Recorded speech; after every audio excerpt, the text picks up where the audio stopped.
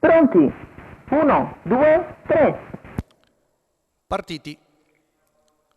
Buona la prima, è DJ Spritz che gira bene col numero 1 e mantiene il comando, mentre vediamo avanzare all'esterno Dirty Dancing che però si getta di galoppo sulla curva, quindi rimane in...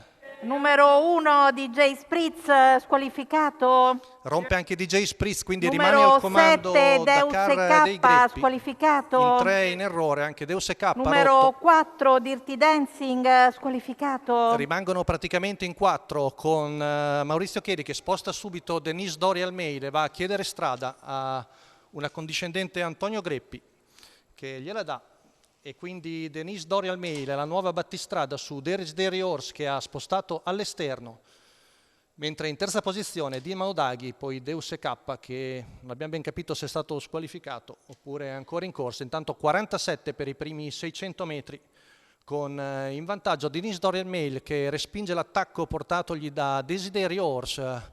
Ora Antonio Denardo decide di parcheggiare dopo una frazione in 14,3 molto svelta, intanto sposta all'esterno di Mondaghi su Dakar dei Greppi, ha preso buon vantaggio Denise Doria Almeida dopo la sparata di là. Adesso siamo sul finire del primo chilometro passato in 1,17,8 con Denise Doria Almeida che ha una ventina di metri di vantaggio su Desiderio Horse, poi Dinamo Daghi che sposta all'esterno su Dakar dei Greppi.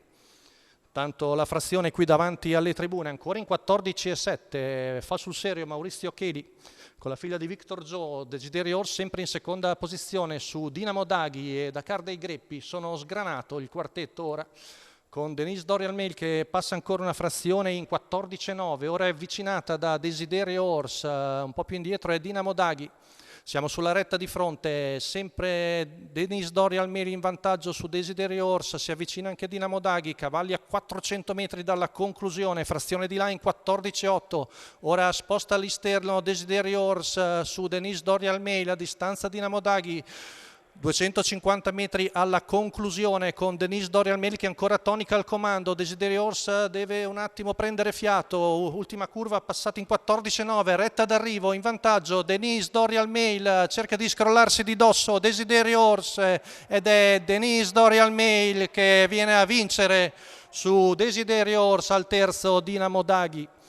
1,16,2 la misura sul doppio chilometro, bella vittoria per Denise Doria Almeida, Maurizio Cheli alla guida del training per la scuderia Taormina Forever di Marco Lasi, bella vittoria della figlia di Victor Joe, rivediamo la retta d'arrivo.